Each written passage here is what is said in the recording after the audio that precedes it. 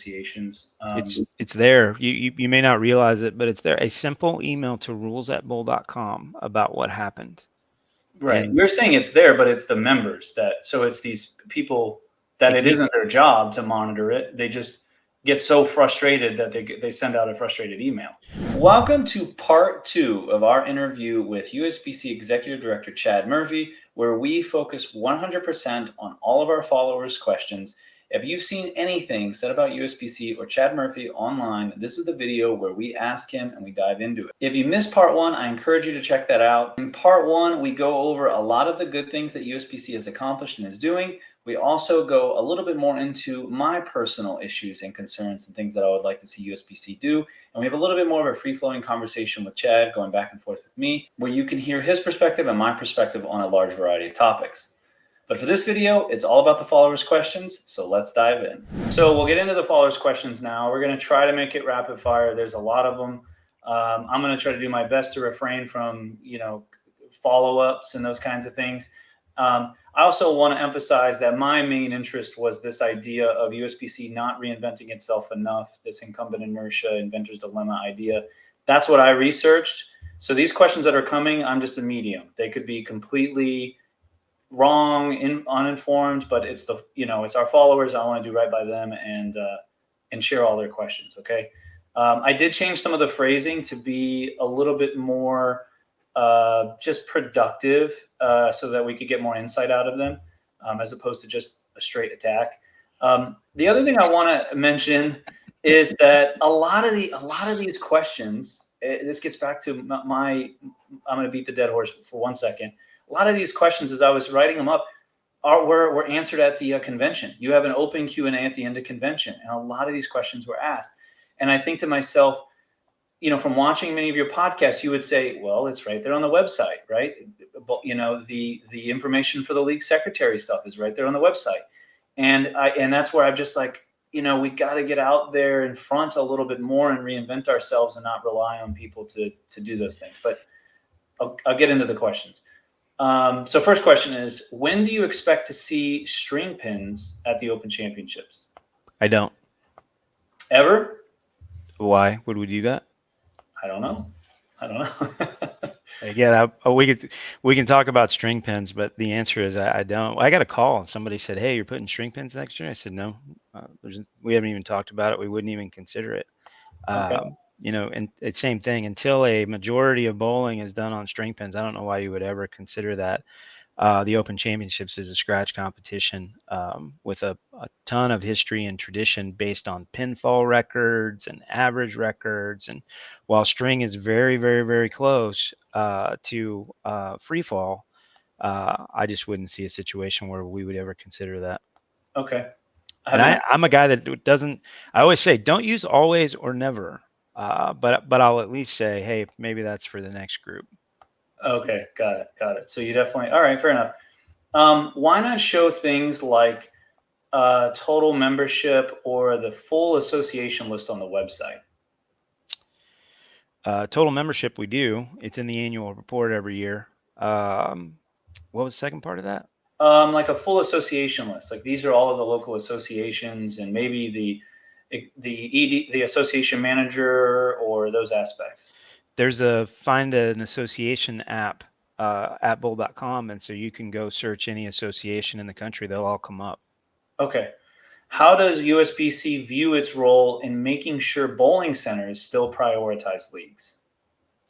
And this question, I'll tell you, was from a Bowlmore kind of situation where they feel like the simple answer is it's making it easier for them to operate them is the only thing that we can do. We have no mandate. We are a guest in those bowling centers. We appreciate our proprietors very, very, very much, and we do what we can to service the members inside those bowling centers, not dictate the structure of it.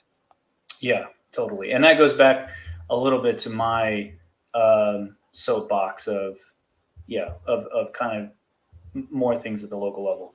How does National manage and ensure the quality of operations of local associations?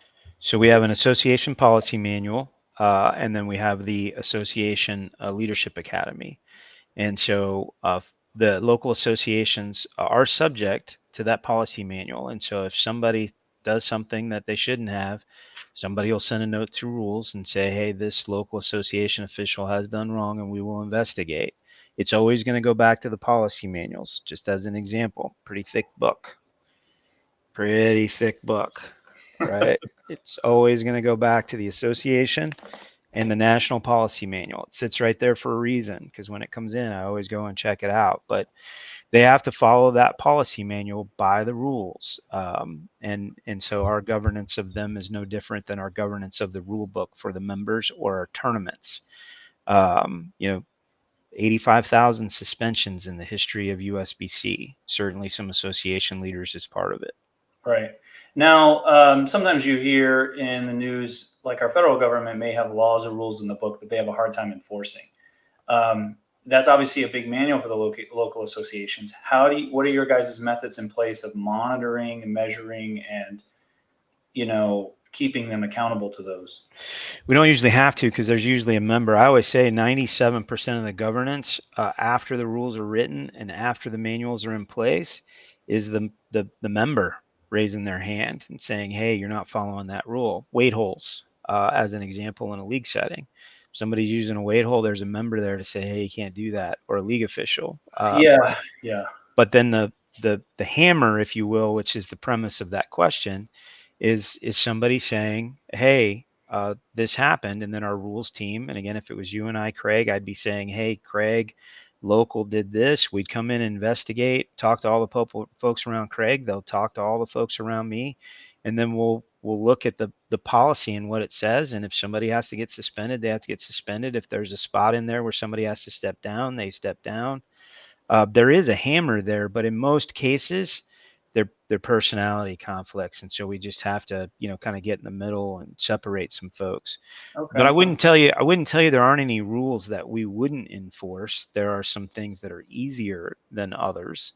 But something like, if you think about our new tiered certification program and the topography of the lanes and foul lights, right? Those are the things that are probably the most difficult. What's written in the rule book is usually pretty easy to govern once someone has filed a claim. Right.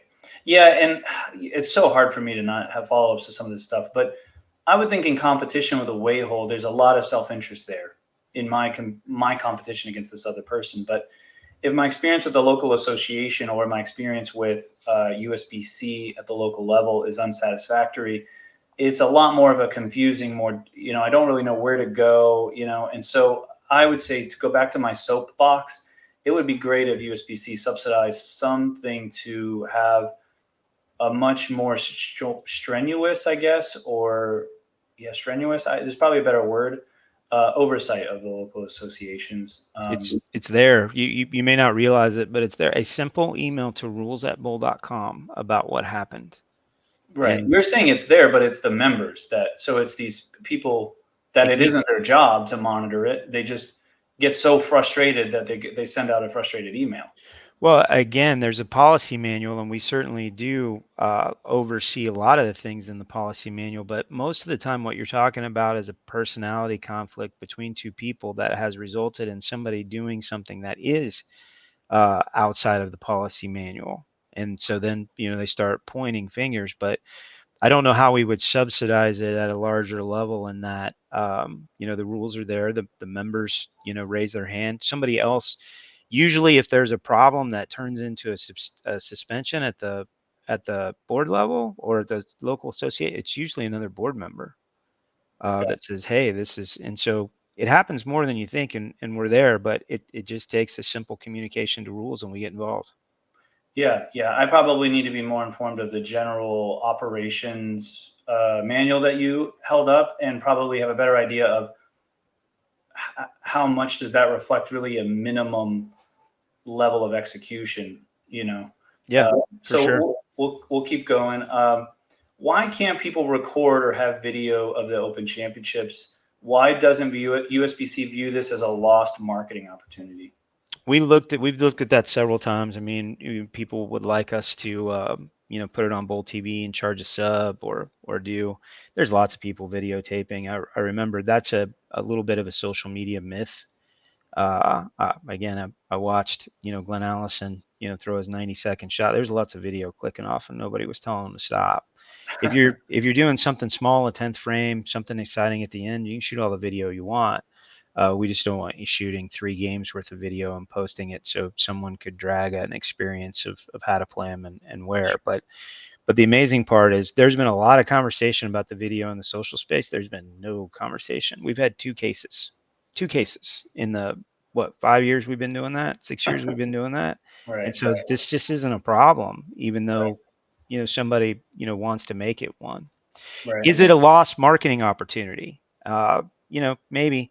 But at the same time, if you go out on the social space, there's no lack of information about or clips. I Sure. mean, every time something happens, we have a media team on site that's delivering those clips and pushing it out. And so there's lots of, it's the idea of it that's the lost marketing, not the application of it, because there's lots of activation at the championships. Totally. Why isn't there more transparency around expenses and revenue of the events USBC runs, like Open Championships, Women's, and Junior Gold? I don't know necessarily how we could be more transparent. If you look at it, the entry fees and the expenses are the requirement on the rules, and then the IBC youth financials, where the Junior Gold, like I said earlier, I mean, the youth department lost 800. Those financials are online. I mean, you can go look at them today. The individual event themselves, I mean, I'm making a little bit of a joke out of it. Does somebody care that Gary and Gary are stopping for McDonald's at midnight after they work 12 hours at Junior Gold? I guess. When does the ask end as to what the expenses are? If you Right. think about all the information that's included in our financials, it's literally all there. The audit is posted. Our 990s are posted. And so it's all baked in. Where it's really challenging in some cases is, so IT is the example I always make, right? So how do you apply from a cost accounting basis the cost of IT across the Open Championships, the Women's Championships? And so if you looked at the 42 project codes that are for USBC, with 2 of them being the Open and Women, there's no IT allocation in there, but there's a lot of IT work going on there, which is allocated to a different product code, which is IT. And so it's more about the confusing nature of it than it is a lack of transparency. We Right. could spend 7, 8 more people on staff of the members' money to deliver the cost accounting that maybe this particular person is looking for. But is it in the best interest of, and would it change anything whether somebody wants to question it or not? That's the hard part. Right. And just to clarify for those people watching, what percentage of an entry fee is prize fund versus expenses? The board does know that, and there is a committee around particular tournaments, right? Yeah, and when we just did the entry fees increase, I think it was in 22. I'm sorry, I might get that wrong, so please don't take me literally. But we actually made that percentage bigger for the prize fund than the expenses. So I would, things are good here for the most part. If we, did do another increase, we would try to improve that percentage prize fund better than expenses. Just like we did the last time with both the Open and the Women's. And all the short duration events operate as a subsidy, so we lose money on all of those. Right, right. So sticking on Junior Gold, which I mentioned there, follower asks, why charge parents to attend to watch their kids? Why not let in one parent per? I don't know. One, we were trying to televise that, so we were fundraising to televise the event was the original premise behind that. I would turn that question around and say, how many sporting events do you go to for your kids that you're not paying to get in? Again, I have 2 boys that have come all the way through. We're at the end, but enormous amounts of money, including a high school baseball game last Thursday and Friday nights. This is the way of the world. This is one of the things when you talked about earlier, what could bowling do different to make sure this doesn't happen in the future? In some cases, we have to be willing to pay the toll, and we haven't been in the past. You'll go pay for a high school basketball game or a middle school basketball game, but you won't pay for a bowling event. The whole premise of the question is right there.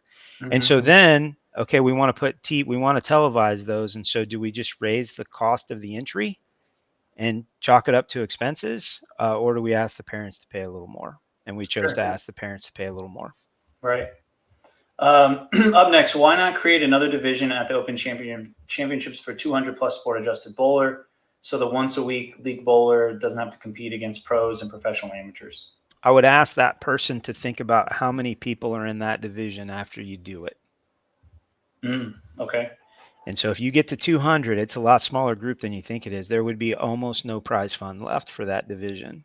Now, it's 176, and so I agree the bottom of that division has become a little disenfranchised.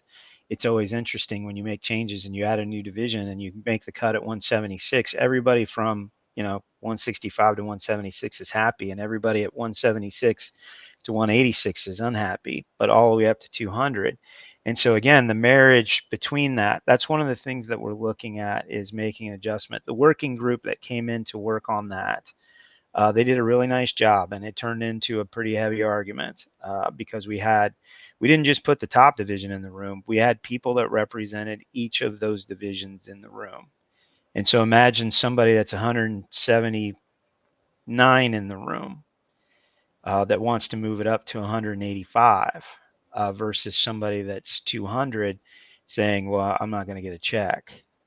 And so we bring them in, we let them hammer it out, and we'll be announcing sometime later this year. Okay, yeah, I was going to say that leads in and answers the other question I had, which is, do you foresee the divisions ever moving around or restructuring? Which it sounds like that is possible. Yeah, when we first announced it, we said that we were going to try to maintain the 40, 40, and 20. It's difficult because of the way the teams, but we considered 4 divisions, we considered 3 divisions, we considered 5 divisions. I mean, we looked at it a lot of different ways. The interesting part, a lot of people won't remember, but the women's championships had 6 divisions. They have 4 now. For 4,000 teams, there's 3 at the Open for 11,000 teams. And so could you make a argument for 4 divisions? You could. What does it do to the prize fund? What does it do to the brackets? What does it do to the there's a lot to it. But the group did a nice job of, I would tell you, beating it up. And we haven't taken it back to the board yet. We gave them an overview, working on a final recommendation that'll go to the board probably in June. And now, does the Open Championships, does it always have a survey that people can fill out? Every year, yeah. You're supposed to get it. We're not perfect at it. You're supposed to get it within 3 days of when you bowl. Yeah. But the other thing is, you said it earlier. Well, how do I have a voice? Make sure your email address is active with USBC. If you don't open 10 emails in a row, you're dropping off the list. That's a legal government legal protection. And so if we send you 20 emails, you're probably not even, people say, well, I didn't get it. And we say, well, no, we sent it to you. But is your email active with USBC? And so the only way to maintain that is to make sure that you're, opening the emails. But yeah, it's supposed to happen within 3 days of the event. Sometimes it's 5. In some cases, we get behind and it's a week or 10 days. But everybody should, if we have an email address on file, which we don't have all of them, it should happen within a certain amount of time of when you bowl.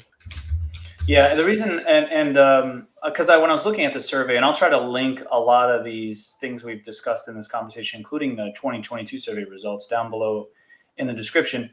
But I saw it was only like 10% of respondents in that 2022 survey. And I just thought, like, maybe if there was a way that we could get that up. And do you guys do anything on site with like a QR code, like scan this, take the survey? That sounds easier than you say it is, right? Because again, I just talked about those email addresses. But remember, most of these entries come in from your captain's club. And so do we even have the email address? But I will say that the math on that survey represents an over 95%, what do they call it? Margin of error. Margin of error, yeah.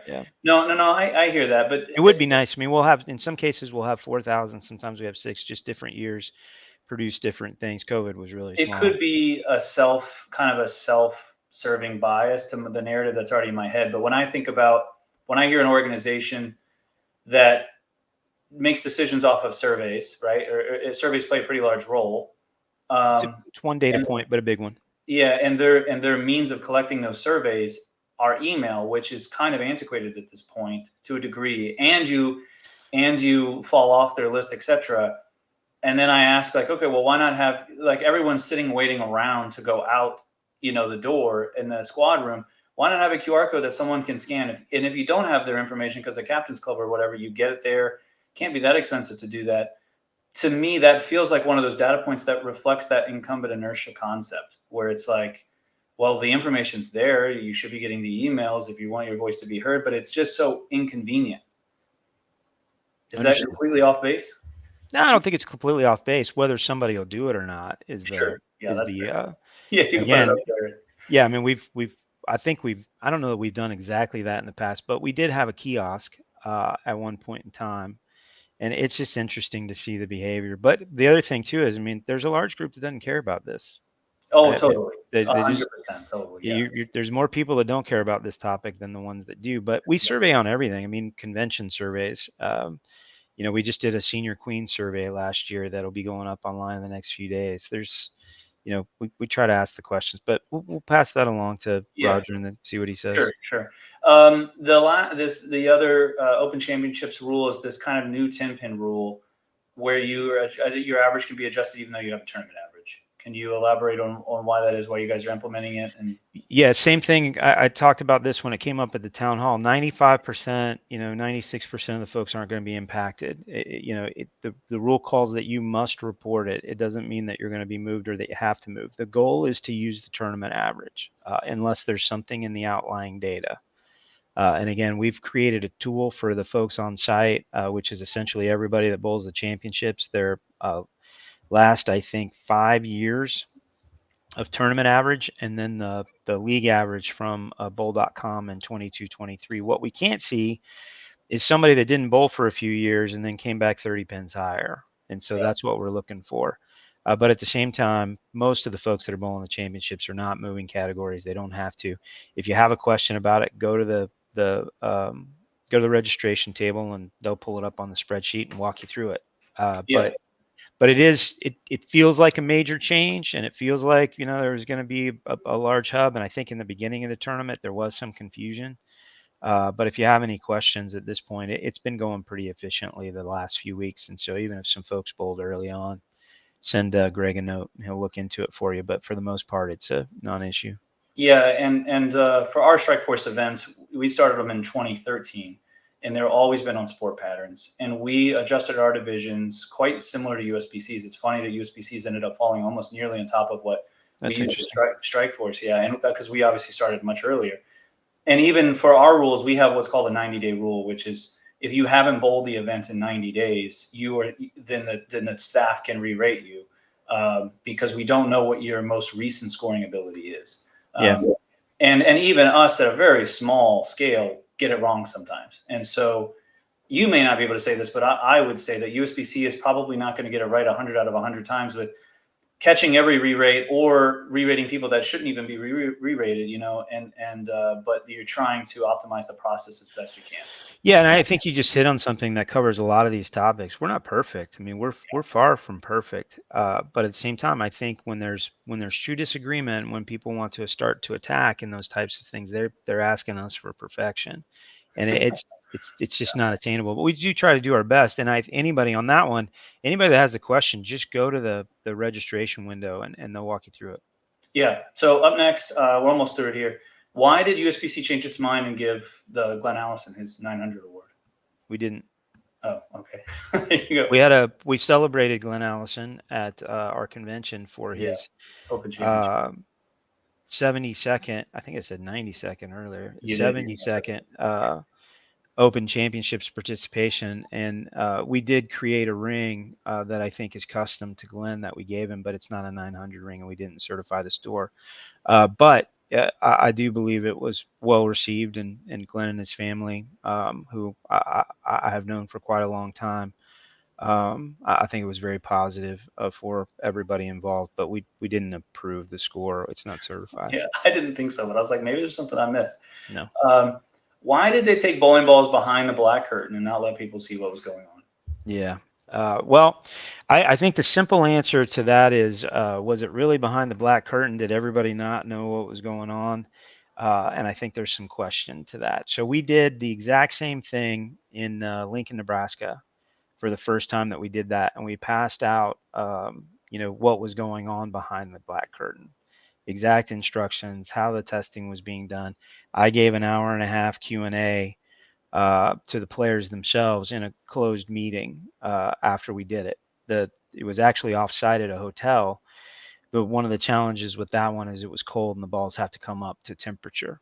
And so when we did the black curtain at the second time, we didn't really look at it as a black curtain because they had all the information. I think, very popular bowler called it that. There was a lot of stuff going on at the time. Did most of the folks know what was going behind? They did. Right. And so somebody that wasn't there didn't know about, how we did it in Lincoln, might question it, but for the most part, everybody knows the process out there and how it goes. And I think the very direct way that was presented in the middle of a pretty intense conversation about some other things led that to become a bigger deal than it could have and should have been. Yeah. Yeah. Why are Team USA trials contested if most of the people selected are your big name pros, regardless of where they finish? Like this year, I think you had 3 or 4 guys that were selected that finished beyond 20th place.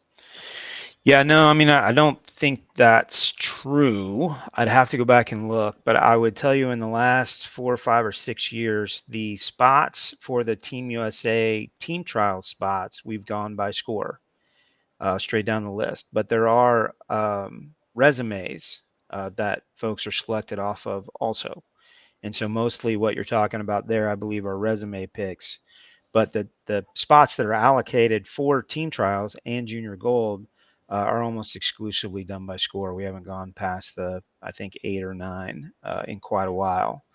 Why do we contest it? To give everybody an opportunity. We certainly still want the best bowlers in the world to be a part of the team, but we want to give opportunity for a larger group. A lot of youth bowlers, the national amateur champions are crowned there. And so there's a lot going on with that event these days.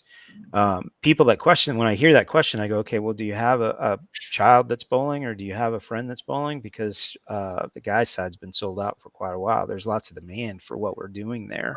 Right. And so I don't think, a whole lot of people are questioning it, but people do believe, I think, that we go deeper down the list than we do. But it's the resume picks that make it look like that. Sure. And so I think that the team's bigger than it's been in the past at 13 or 14 players, depending on how it lands. And so there's plenty of opportunity for folks to get on the team that maybe can come to camp and develop in addition to the folks that are selected to go to the World Championships. Yeah. And now if you do bowl pinfall wise, you get there, it's not resume. Are you guaranteed to travel? No, certainly not. You're guaranteed an opportunity to come to camp and have an opportunity to travel. But with on any given year, I'm doing this by memory, but 14 folks on the team, 6 slots for Pan Am, and in some years 4 or 5 or 6 for the Worlds. Even if you took, it doesn't math out. Now, could we make the team smaller and then remove that development opportunity and have everybody travel? We could. But we choose not to because we want camp to be a development piece of the program as well. There's lots of, really cool things that go on at camp, including, high-end speakers and that type of stuff that we think is beneficial for that group, for both the junior team and the adult teams. Right. So then if that's the case, the way that I would want to think about it then is people are competing for a chance to further develop, possibly travel, but there's really a big opportunity in getting to camp, networking, learning, developing. And that's the big payoff. You may not end up representing the Team USA though. Yeah, but as a former Team USA athlete, there's nothing better than putting those colors on. I mean, and so to be able to, again, could we just pick 6 and have them go to but I think, imagine a 20 or 21-year-old that makes the team and they get to rub elbows with the folks that are going, maybe then they're going to the World Championships as a 26 or 27-year-old. Right. Because they've been on the team multiple times. I mean, John Janowitz is I think the most heralded in the past. Shannon Bluhowski's been on that team 24 times. But what are their impact on the the younger folks that are coming to those camps, and I think that's the benefit. Yeah. Okay, next one. Perfect. It's a really easy one here. How is your pay determined? Okay, so in the National Policy Manual, you can go there and look at all of the ED responsibilities. But there's a committee that oversees the ED, the executive director and board review committee. And so I do a self-assessment every year. They do, the entire board does assessment every year, and so I get reviewed every year. My pay is done in negotiation with that committee. Also, a lawyer who does a lot of research into the marketplace of like businesses, nonprofits of similar size, and that pay is representative of a national comparison through ACES, US OPC, and other governing bodies. The process of it is in the National Policy Manual. Perfect. Will the USBC ever recognize collegiate averages as legitimate averages for competition? Oh man, wouldn't that be nice? Uh, yeah, I would never say never, but that's a rough one. Every time we get in the room on that, and I always, obviously go back to the Gary Browns and the Gary Schmidts and the rules folks, because, does one fill ball or 1/10 frame where a player was yanked and another player went into bowl, that's it, right? So you now don't have a complete game. And a lot of the collegiate is bakers now, and so we don't have I just had this conversation a couple weeks at the collegiate banquet. How do we take a kid that never actually throws a shot in a team, but you could add up the second frame of every game and get 10 frames, and then apply some knowledge to it? I wouldn't say never, but it's complicated, as you can imagine within the question. Yeah. But we'll continue to talk about it and work on it, just like I just described. Yeah. Will the USBC ever reconsider the policy relating to college bowlers being treated as PBA members for the Open Championships? We look at it every time. The amazing thing is, since we instituted that rule, we have more collegiate players bowling than we did before the rule. And so someone could certainly try to decide why that is. But all college bowlers are not equal. I think that's the reality of it. But I think there's still only 140 or so college bowlers. There aren't going to be, 400 or 500 that bowl the Open Championships. It's just not how it works. But those best of the best, combining with PBA players, will deliver eagles. And so that defeats the purpose of trying to create peer-to-peer environments. I would tell you that first year of college, and there are some very good examples of this, is the biggest development year of someone's not perceived, but actual talent. Because again, you think about all the bowling you do, and then you land on a college campus and you bowl every day for 6 months. Your growth is tremendous. And so now go back to the 10-pin rule, and then go back to will we recognize the college average? Because if you get there at 193, you might come out of there at 230, and you're bowling in the wrong division. Right. Now, do you guys find that these kind of college players just don't have league averages? Like, to me, the thought would be, I get what you're trying to accomplish, but it seems like an inefficient way. Like, is there a better way to try to? Sure. Yeah, you implement the 10-pin rule and you DQ everybody after the fact. Because again, where did this rule come from? People forget that part, right? This rule came from several very good collegiate players bowling in the second division and winning eagles 2 years in a row. And so, we had a lot of people complaining about it because they were bowling below their talent level. And so, is the way we're doing it inefficient? It is. There's no doubt about that. So it's essentially to avoid DQs after the fact. Well, it's to try to put people in the right division. Is the reality. I mean, let me say it this way: 170 average collegiate bowlers. Are they going to provide a threat to anyone? No. Are they even going to bowl the championships? Probably not. But again, and again, I'm not going to use names, but at the time, we had several teams that were having senior national championships, PBA players, bowl with collegiate players, and those teams were exceptional. And then we had some other collegiate bowlers that were bowling on second teams, right? You had one team bowling, and their companion team were these collegiate players that should have been in the bigger division, but they were in the standard division because of their entering averages from their early league bowling as collegiate players. And it's imperfect. And so again, we've chosen to do it this way. It's not anywhere near perfect, and we would certainly like to look at it a little bit differently. But that first year of development is huge, and 3 years later they can bowl on any team they want, assuming they weren't Team USA or PBA champion. And so it's only an issue while they're in college getting better. Right. So it's a very short-lived inconvenience that is just the lesser of many evils. Many evils. Thank you. Yeah. You said it better than I did. Sometimes I pull up. How does USBC determine the amount of money to give to the US Senior Open, the US Open, and the PWBA Tour? How does it determine? The PWBA Tour is in conversation with the players and also BPAA. So as an example, we had a players committee came in, and we ran 20 events a few years ago, and there's 1.4 million in prize money.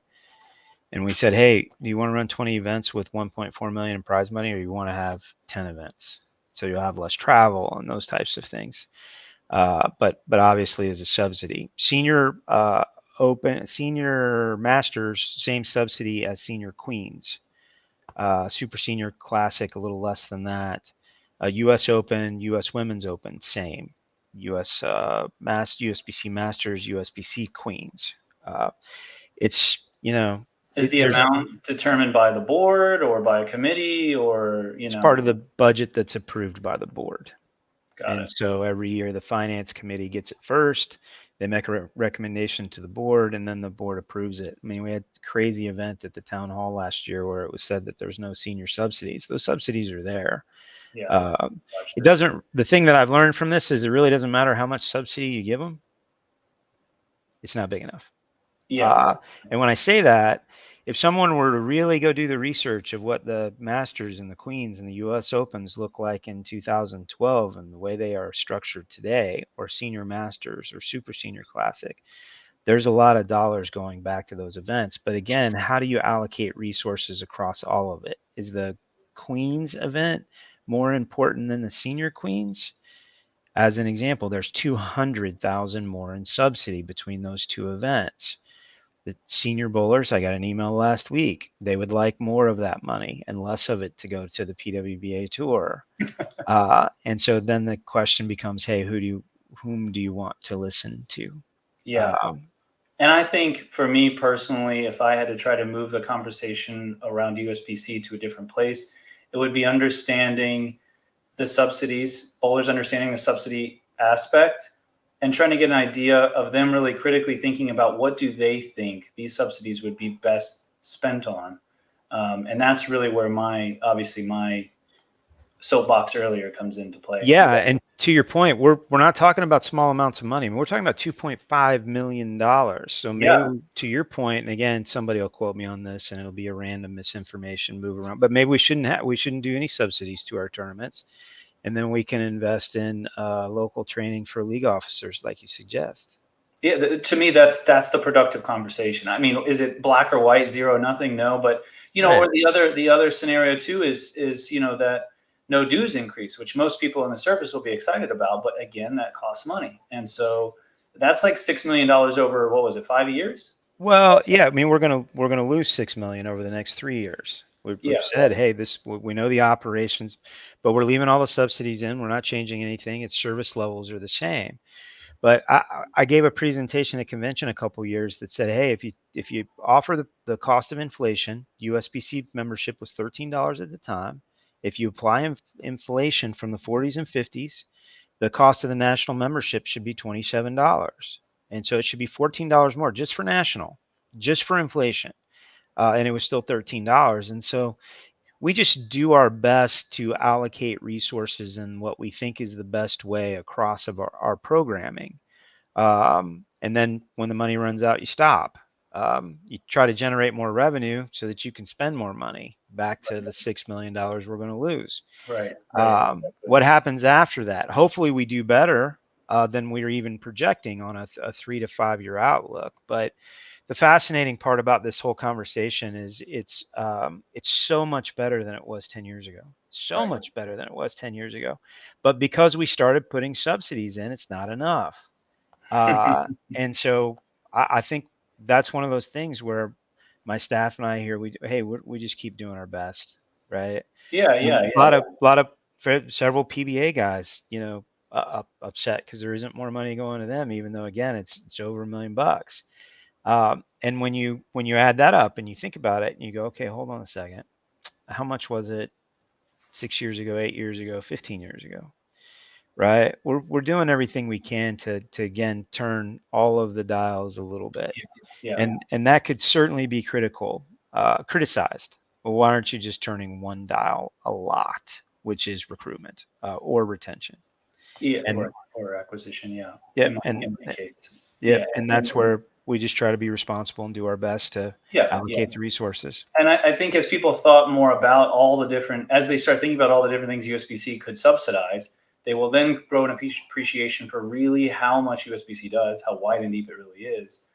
And then I think it also ultimately elevate their mind ideally to what is USBC, what is the point of USBC?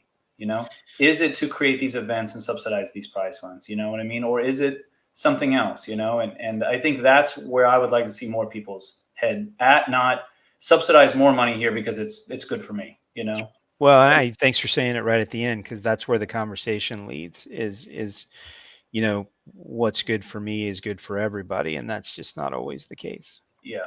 So I got 2 questions left. We're almost done. Okay. The next one is, why can't there be digital voting for conventions so those that can't afford to attend can have their voice heard?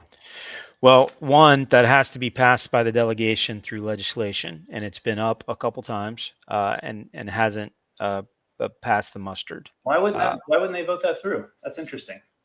Well, but at the same time, we did do it. For COVID. Yep.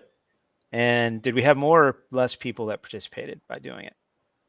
If you're asking the question, probably not more.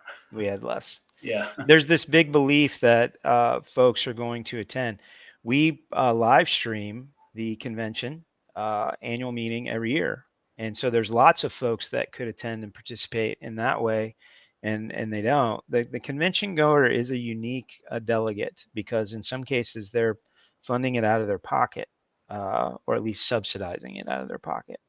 And so if you think about the education they get, I always say I encourage everyone. There was a member I was talking to at the championships this last week that said, "Hey, what's going on with convention?" I said, "You should come up and register." And he's like, "What do you mean?" And I was like, "Yeah, you're everybody's eligible. If we had 3,000 of you show up, we'd have to accommodate it, even though it's not built for that." Yeah. And so, but there's a section, right, for the delegates when they're voting. And then there's a section for members that are attending. And every year there's 150 or 200 more that don't have voting authority. Right. But that has not passed. I think it's either been up 2 or 3 times. The USBC board didn't take a position this last time because we want to leave it up to the delegation. The delegation owns that convention and our rules. And so we support what they want to do. But I don't believe it would materially change a whole lot of things, even if it was offered virtually, because when we did it, we had fewer people attend, and that is not the goal, to have fewer people be involved in your governance structure.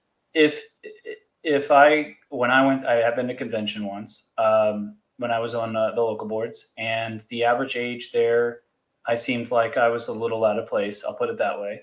Did you watch the presentation I did where we're getting younger? Yeah, absolutely. And I can't emphasize enough that sometimes I think that this aspect is not appreciated enough about bowling. It's just you can bowl forever, and it's such a great aspect about bowling, but all things have a trade-off. Nothing comes free.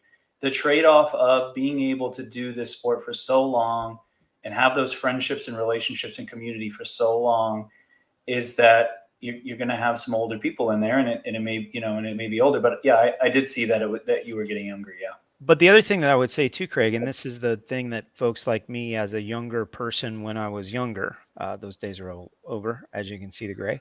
But that actually, while what you're saying is 100% true, I'm not sure that's not the symptom and that this really isn't a problem. And what I mean by that is people say, well, you got to get younger. I said, well, how much time does a 27-year-old person have in their life to volunteer for something like this? The reason why that group's older is because most of the volunteers across the U.S. for a lot of different industries are seniors because they're Yeah. retired and they're not working. Sure. And so, yes, to your point, they've cultivated this over time, but in a lot of cases, it started in their 50s, and now they might be, 70 or Yes, 75. totally. It's so fascinating. Yeah, and I wasn't Um, trying to set that up as a negative thing about oh, convention. I know you weren't. I It was just just gave me gonna, it just gave me an yeah, opportunity to kind I of was spell gonna it lead out. into that with the voting, into saying that that demographic may not trust technology that well, and they could be voting against it because they're worried about No, we the had no security of trouble. the vote. Yeah, no, we had no trouble. It was an interesting process though. I mean, that virtual convention was a lesson to everybody, if you were willing to take it in. Again, there's some folks that have already made up their mind that aren't. But it was fascinating how the main group that's there, which is a little older, they didn't have any trouble voting. It was a huge benefit um, to getting that passed at some point. Yeah, Does that it's make just, to me, sense? it's just peculiar that they wouldn't want to vote it in. It's like you could still go and be there physically. Like, why wouldn't you vote in the ability to still do it? And the only thing I could think of is just a fear of security of the vote. I think it has more to do, and you'd have to talk to some delegates, which we do all the time. But the folks I talk to, it's more about the fear that convention would maybe then go to every other year, and then maybe it would turn into a full virtual. Even though we still had a decent amount of folks participate in that virtual convention, um, it's not the same thing. Plus, the training and education, even though we provided it, it's not like it is in person. If fewer people were going, there's been lots of conversations about convention over the year, and we just continue to support it because we believe in the T&E, the training and education. We're spending more money on speakers than we ever have because we think the messaging is solid as opposed to having someone meet like me stand there.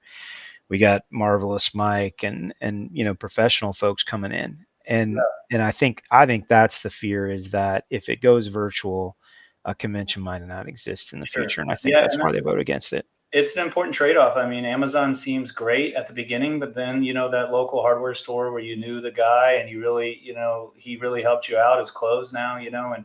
And so it's hard to really completely quantify trade-offs in the moment. For It's very sure, difficult. for sure. But that's why they're elected, and that's why they're the ones that are voting, and so we'll follow them Yeah. per the policies. Okay. Last question is the best question for the average league bowler. What is the benefit to being sanctioned? Rules, standards, governance of the sport, the ability for your average to be tracked and measured over decades, the ability to be eligible to bowl in our tournaments and compete more often, for your kids to do it, for their kids to do it. It always starts with the rules and the standards and structure. So I'm Imagine, gonna go ahead. I'm sorry. imagine if that didn't exist. That's I the I reality. totally hear you on the rules and specs, and everything you said. I'm trying to think of other scenarios just to challenge a little bit. So I have a ball league. I'm in a have a ball league. It's going to be my second or third league of the season, or I'm just going to hop in it real quick and bowl so I get this equipment. Um, why does it need to be sanctioned? It doesn't. It doesn't. Okay. Yeah, I think this is one of those things where I get in trouble for being honest, right? There's leagues that have no reason to be certified. But that being said, it's somebody's third league. It's a pizza and beer league where they're bowling, 6 weeks, every other month leagues that go on today. Anything that is good for bowling or good for participation will lead to an organized league that is certified. We did a survey a few years ago. 78% of the organized play in centers is certified, 77% of the bowlers. And so when you put that together, the first thing is like, wow, that's a lot bigger than people say it is. And these were a third-party research firm calling bowling centers. And so nobody from staff here was making any calls. It was third-party research. And then so take that and what do you do with that? Your brain works this way, right? You forget about the 78 and you start talking to the 22, right? You're like, hey, who are you? Why aren't you certified? And a big number of those were senior leagues that are just there for the exercise, and they're not arguing over. They're paying $12 for lineage and nothing for prize fund, right? And so there's nothing that needs to be adjudicated. And so then do you go chase those leagues? Beer and pizza, adult youth, are the ones that are kind of on the outside. But I always get in trouble because, I mean, how many executive directors would tell you, yeah, it doesn't need to be? Sure. No, and that's a fair answer. Yeah, if you're volunteering into the governance, it's usually because there's a protection that's needed. 85,000 suspensions, 80,000 of them for misuse of funds, right? That's Yeah. crazy. So if you're trading dollars, even with the bowling center, because you need protection there sometimes, with your league official, because you need protection there sometimes, or even just in the integrity of the prize fund, because somebody doesn't want to pay the last 2 weeks, or there's just so many ways. But the dollars within our sport certainly require it at times. But that league, in my opinion, it doesn't need to be. Yeah. Well, I mean, there's a zillion other things we could go into, coaching, et cetera, but we're over 2 hours now. Chad, thank you so much for your time, man. I hope you enjoy this. We'll see how the response is. I'd love to have you back again. We can dive into coaching and string pins and more things like that. And for viewers, comment down below. Did I do an awful job? Did I take it way too easy on him? Did I not represent any of your interests? Let me know what it is down below. And hopefully the next time we can bring it up and dive into it a little bit more. But Chad, thank you so much for your time, man. I really appreciate it. Thanks for doing it. These podcasts, these visual, I think they're wonderful. So many people are doing it. It's all wonderful. Keep up the good work and continue to grow the channel. And just, again, appreciate you having me on. Yeah, thanks so much. We hope you found this video useful. As always, if you like videos like this, make sure you hit subscribe. And as always, thanks for watching.